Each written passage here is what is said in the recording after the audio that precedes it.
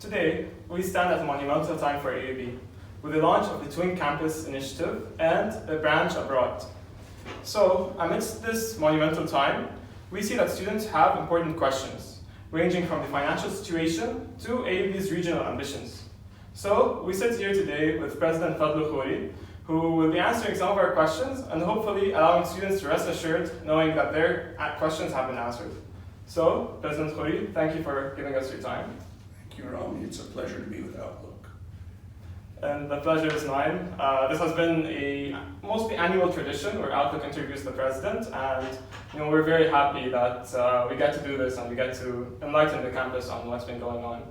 So there's a lot to talk about, and let's start with the good news. Recently there have been two great feats for AUB. First of all, a successful fundraising campaign and a new campus opening abroad. So to start with the fundraising campaign, AUB Boldly has been something that the beacon of AUB strategy for a long time. And just recently, AUB just achieved its fundraising goal of $650 million. As of right now, it stands at $673 million. So what can you tell us about this particular campaign? What are some of these successes, and do they echo onto all of AUB stakeholders, including the students and faculty? So the Boldly campaign was launched in January of 2017, and it was launched with a raised bar. Originally, the campaign had been planned to be for $500 million, and yet after we secured a naming gift for the Maroun Samat Faculty of Engineering and Architecture, the target for the campaign was adjusted to $650 million. $500 million would already have been by far the largest capital campaign for a private university anywhere in the region, in the MENA region. But this took it up to 650. We exceeded the target. We raised $677 million. But we had to adjust the targets because, of course, in October of 2019, actually for several months before that, we saw that Lebanon was heading towards a significant financial crisis. And so, for example, a large part of that campaign had been to build a new state-of-the-art hospital wing for about 145 patients, very specialized. That's been put on hold. So we did not hit that particular part of the target, which was for capital infrastructure for medicine. We massively exceeded it for community engagement, student financial support, and academics. So we had to reallocate it. The campaign did reach all stakeholders: students, faculty, staff, needy patients, physicians, nurses. But there were some targets that needed to be readjusted, as I indicated. Probably the single largest part that overshot was student support, student financial aid, which of course was critical given what we've experienced the last 3 years. Okay, sounds good. And it's great to know that there are these successes as we go forward. And another thing is AUB's new campus, which was recently inaugurated in Paphos, Cyprus. So this is a great feat for AUB and for everyone involved. And it establishes AUB's foothold. Now, some people were nervous about it in some sense, and others perceived it as AUB's growth of this institution. So what are your, you seem very confident about it in your speech, but do you have any points about it that you are nervous about, and what are you most excited about regarding this project? So, to be candid, as my friend and partner, Dr. Imad Al-Baki, our VP for Advancement, has said, as Mary Jaber, the VP for Administration, has said, as the provosts have said, we always had the plan through our Vital 2020 strategy to expand AUB's influence. The target for AUB is to have about a third of our patients being international by 2030. What we noticed had happened is that we hit a certain plateau even before 2019 of the percentage of international students who are willing to come to Lebanon.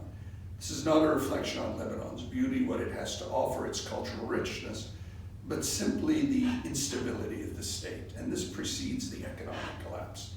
The sense from many students abroad, and the sense from our own students, is that we needed to have a broader influence.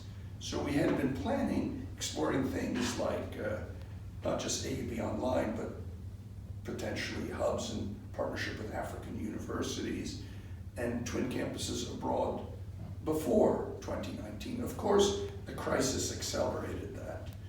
So the advantages and the challenges are many. We'll know more when we start to explore. You ask me what worries me. Everything keeps me up at night until, we worry about this university because it's so valuable for the people of the world. Not, of course, the people of Lebanon and the region, but the people of the world. There aren't many universities that push to represent the best of universal values. Americans like to call them American values, but we like to think they're universal values of respect and respect for and embracing the other, of pursuing knowledge and excellence, not only for its own sake, but for the greater good. So many things that we celebrate about this university. I do believe that we have allocated adequate funding from savings we've made and from gifts to build that campus physically. But my hope is that we will grow to some 2,000 students there within the next 10 to 12 years, that they will be just as diverse, even more diverse than the students here. So not just from one country and not just Lebanese or Levantine expatriates who are afraid to come to Lebanon, but also that there will be exchange between the campuses. We want to tether our influence and our impact in this country even more by bringing the people of the region and the world to this campus, and by having a campus in Paphos. Potentially, if we can develop a direct flight between the Beirut airport and the Paphos airport, it's a 25-minute flight to a very easy to navigate airport in a beautiful UNESCO heritage city. We think we can add to the experience of our students both here and the new students to come. You asked me what I worry about. We worry about being able to load balance among our best faculty and staff so that they can do additional work there. We're excited about the opportunity to have a university that's a European university. We can collaborate more with other European universities, apply for research funding and educational grants through the EU, and enhance our collaborations that will help us become even more of a world-class university. So those are the hopes. Again, it's all about getting the right students, enough great students, making sure we remain affordable across the board, and fostering exchange. So yeah, there's a lot to be excited about in that sense, of course, and hopefully the worries will be tended to. There won't be much to worry about, and that the students ultimately will be the main benefactor of all this. Always our goal is that the students, that the faculty, students, staff, alumni, the community, the world benefits, but always the students have to be, if you have to choose one group that are the greatest concern and the greatest beneficiaries, of course it has to be the student. Universities are about students after all. Yeah. So shifting more into more recent past, last August, just 8 months ago, AUB sent out an email to everyone, issuing an urgent appeal for HUB, AUBMC in particular. So since then, back then the hopes were very bleak. Things were not looking very good. Are things better now for AUB? So to date it, my first appeal for, my first note of concern to the AUB community was sent in May 2020, so almost 2 years ago. And I was very clear what that was about. It was not that AUB is going to disappear. It built on what I had said 4.5 years earlier in my inauguration during Better Times, which is what kind of AUB do we want to be? Do we want to continue to be more and more and more economically, socially, ethnically, religiously inclusive, or did we want to become more economically elite than we are intellectually elite? And that was to say that the financial situation in the country was deteriorating to the point that we had to make some hard choices. Some of those hard choices included the layoffs, which we were able to contain from the initial projections that you might have read about of 1,800 to 2,200. We reduced that to around 600. Another 220 contracts that we could not renew, some of whom have been since hired back. But also to look at how we could support the community we already had. And to do that, you're talking about the appeals last summer of 2021 were for the medical center. And those appeals were because the government of Lebanon at the time continued to abrogate their responsibilities to the extent that they were willing to allow an internal dispute between the Lebanese government, central bank, and the highest authorities to deny us fuel to run the hospital. That was a public shaming, if you want to call it, of the authorities in this country, sent by our communications team to say that we were within 36 hours of running out of fuel. That's a fact. And that if we did not get that fuel, 57 people's lives would be at risk. I think the risk of embarrassment and public shaming was effective within 2 hours of my making those phone calls, well before the statement came out. We were assured 8 days initially and ultimately 10 days of diesel supply. But I don't think we can ever let up the pressure. We've now seen that a resigned, incompetent, inept government was able to put AUB's mission at risk. So we want to be very clear to everyone that that cannot happen again. We've done a lot to diversify our sources of fuel. We have brought it to the attention of national governments, not just in Lebanon, but elsewhere. But I do think that that was a dangerous moment for the university. And it's not that we hadn't tried for the previous 8 days to insist that running the country's largest, most technologically advanced, most skillful health center in the entire region. I mean, there's no finer medical center than the American University of Beirut Medical Center. I call it the American University of Beirut Miracle Center. But to have us endangered and lives endangered was an act of contemptible irresponsibility by the then government of Lebanon, and we would not stand for it. That's good to hear, and reassuring for everyone at AUB and AUBMC in particular. So before digging deeper into AUB, let's step into something else, where many students right now who are watching this do wonder, what does the president of AUB actually do? So what does this role entail?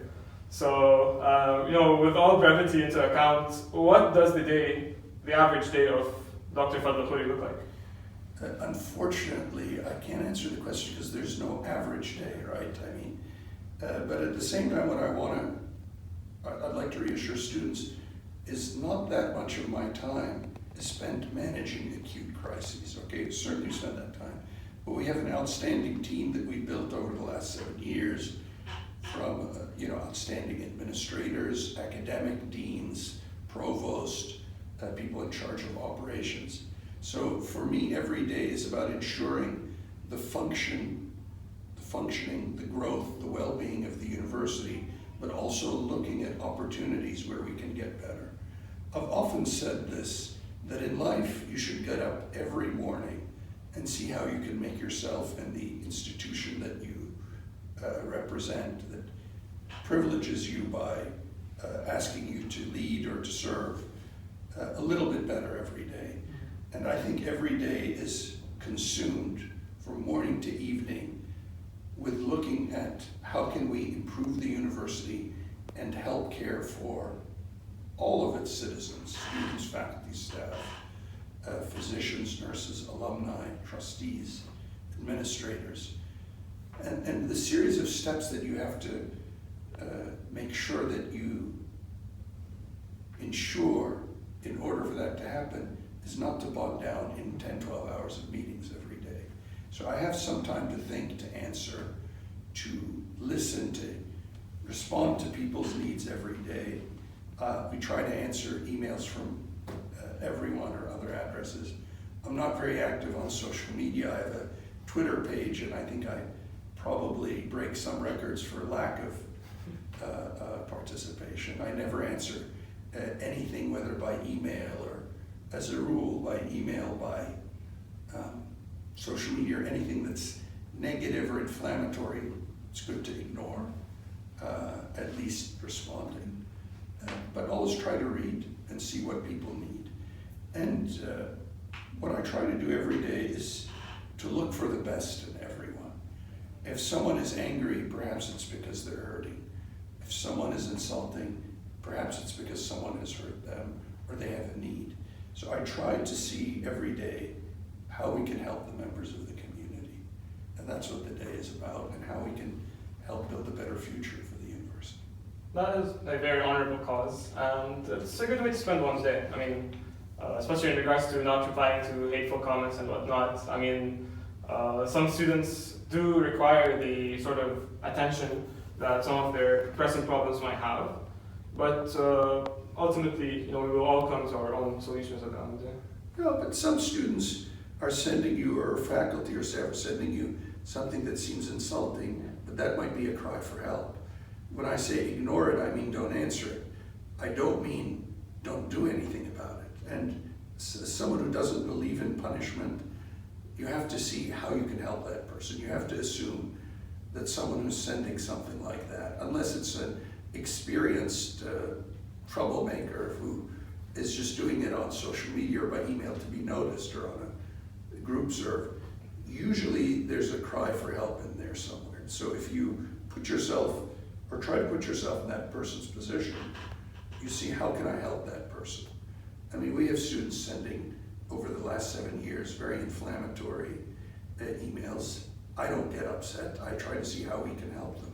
So either engage in a dialogue, bring them in, get them counseling, because let's face it, things are quite difficult in the peri-pandemic period. They're more difficult for young people. They're more difficult for people in this country. And they're more difficult for people who are seeing their opportunities denied and not being able to see a path forward in life. So you always have to obey the golden rule. Those of us who have been given more on God's green earth should be expected to give more back. Mm-hmm. And I consider myself among the most fortunate. Yes, I mean, one must always be aware of their own privilege, of course.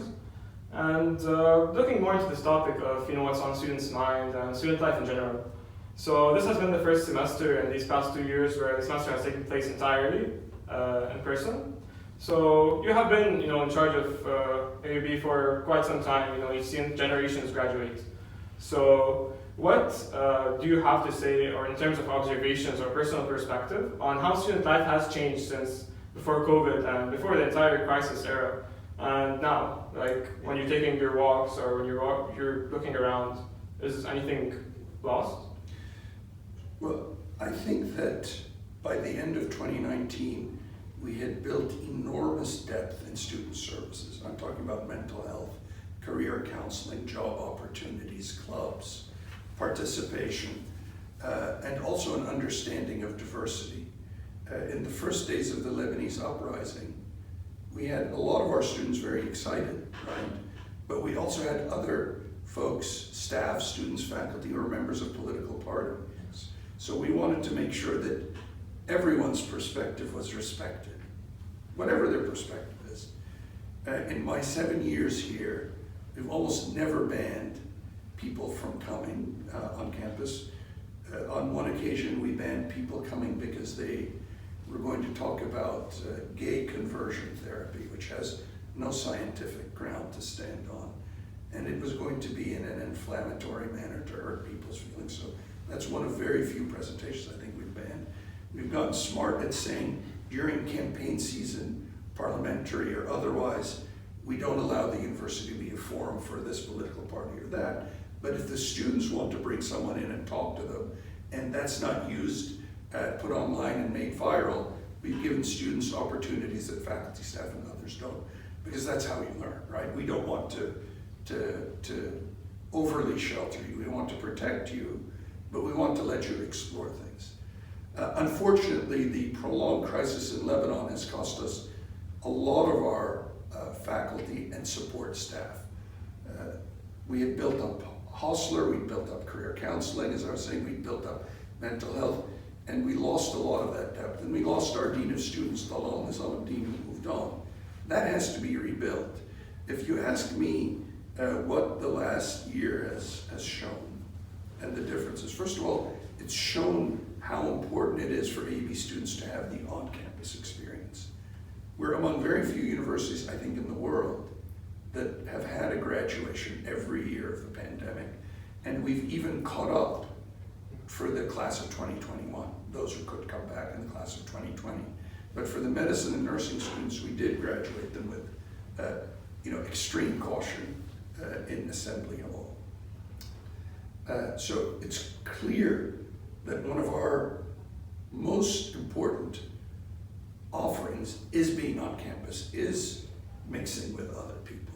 A student who spoke to me recently who had wanted to transfer said, I was convinced I wanted to transfer during the online year, but October onwards, now I hope I don't get accepted abroad because then I don't have to explain to my parents why I don't want to go. I think there's something unique to life on campus.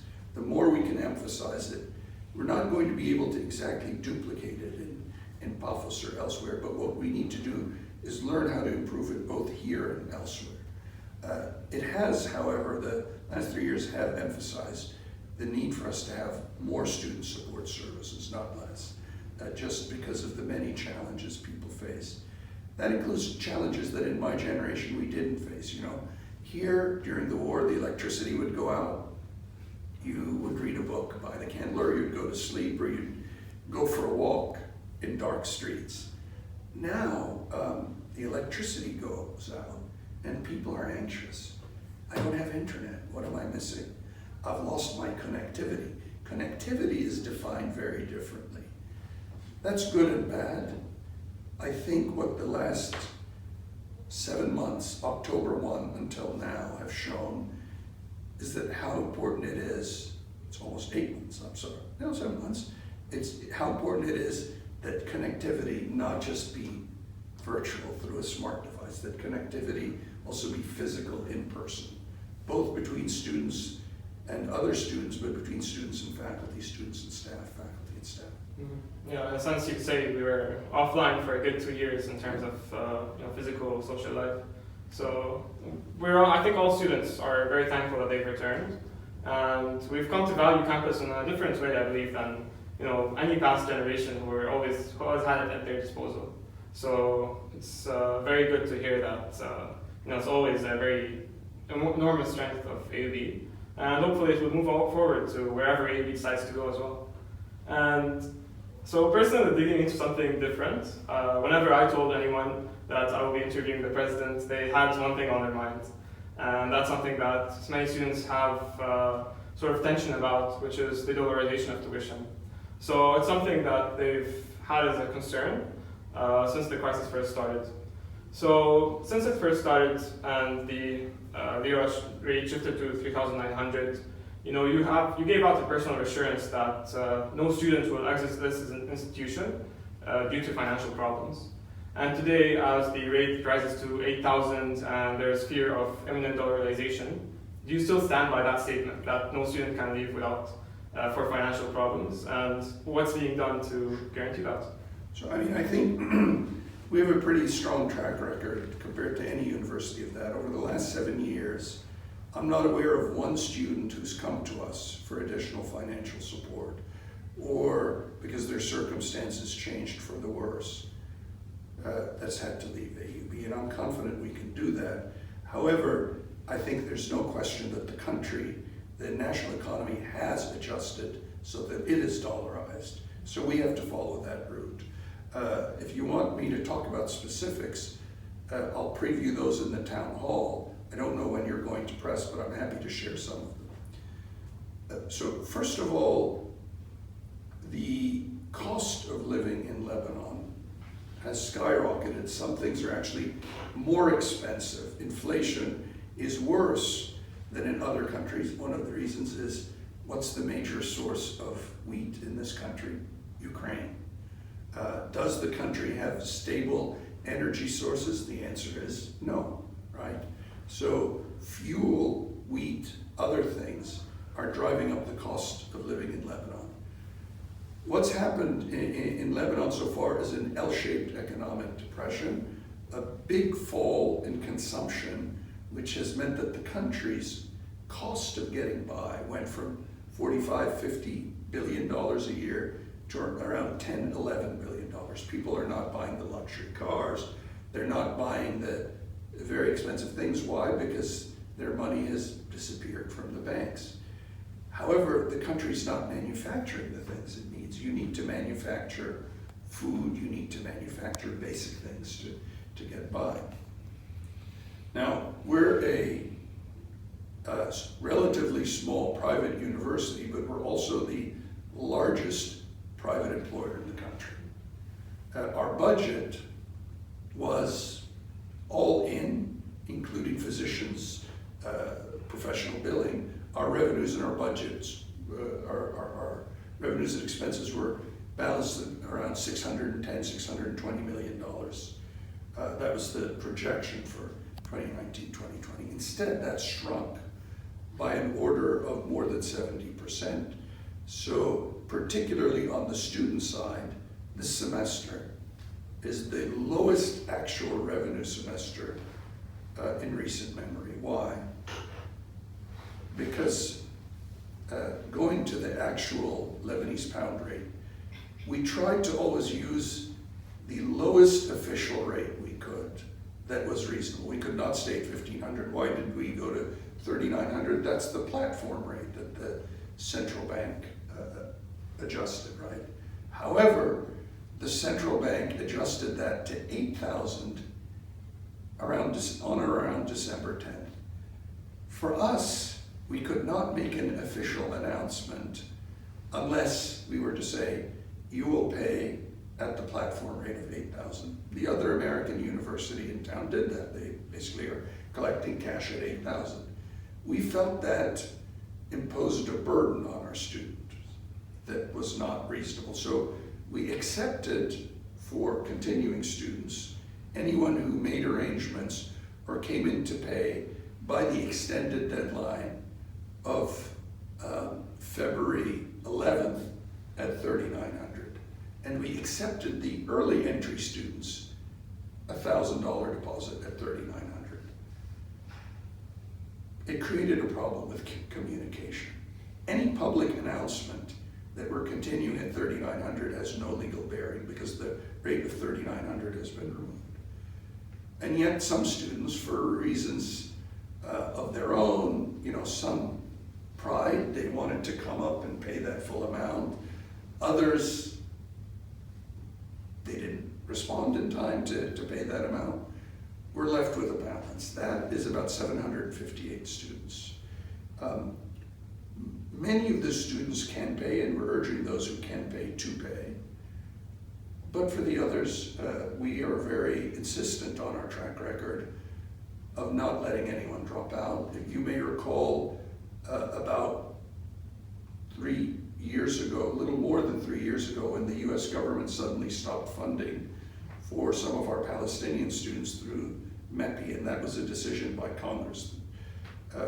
That left us with a gap of about $1.2 million, which Dr. Albeki and I then raised in 3 weeks. We actually exceeded that.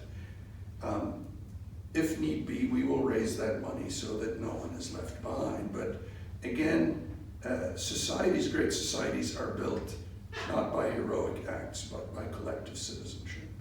And that's what you should be learning at AUB, right? Those who can do more should do more. There are people whose resources are such that they could pay the full amount in dollars.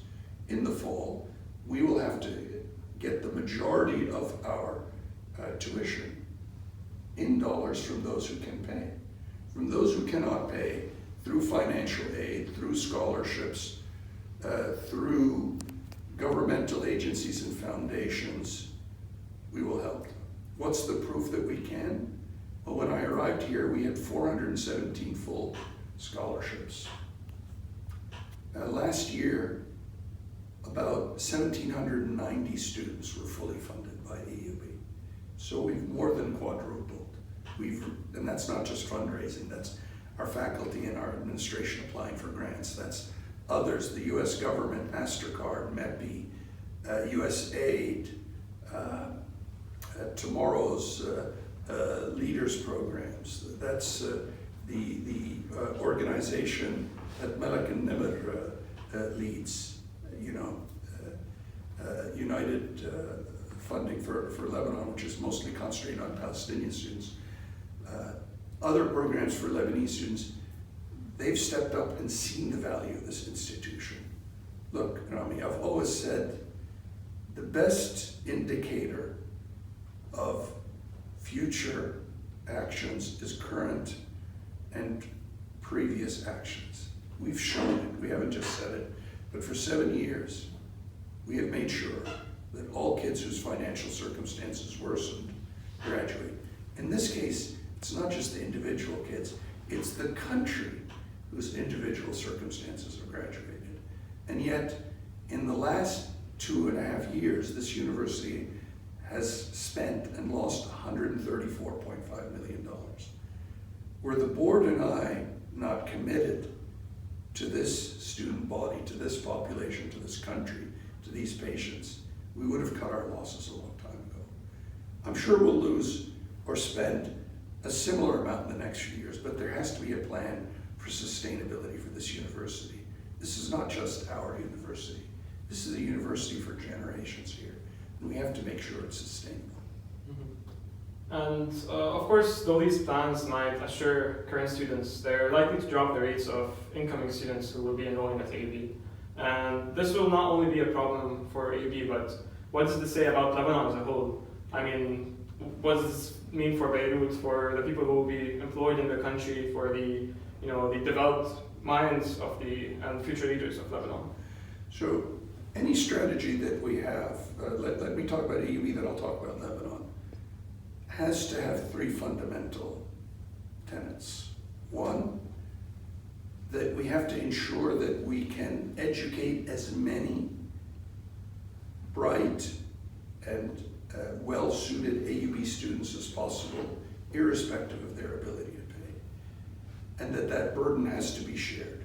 2, we cannot continue to pay our faculty and staff so far below market value. We have lost over 210 faculty members through resignations, retirements, or leaves, and we have another 35 new leave requests coming up for the fall semester. The number has cut down since we started to give people between 20 to 30% of their salary in real US dollars, but that money's coming from the endowment and monies we've raised that are in New York.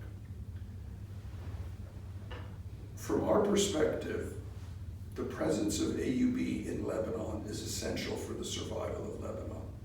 I know that sounds dramatic, but in my opinion, it's true. I've said it publicly. You would be surprised how many countries in the world would not care what happens to Lebanon if this one university were not present. It's not just as a private employer. This university, its faculty, its history, is heard around the world. When August 4th happened, no university, no medical center took care of as many patients. We employ more people than the next 3 leading private institutions combined. We also bring in grant revenues and contribute more than 65% of Tier 1 research. So if you're talking about the future of Lebanon, we contribute more percentage-wise to knowledge, to employment, and to wealth creation than any university in the Arab world does in its country. No other university accounts for more than 30% of top-tier knowledge generation in its country.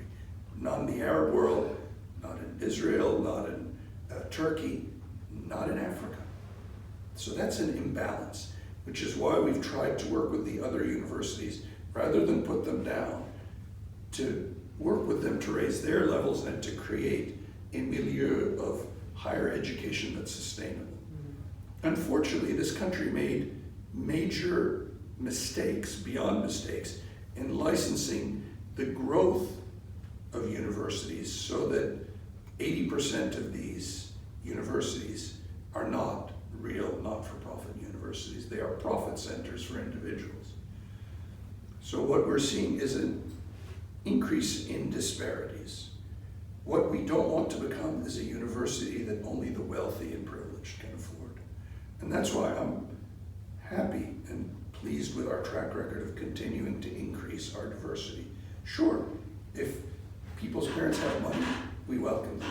If people's parents don't have money, we welcome them, as long as they're top AUB students and as long as this enriches their futures.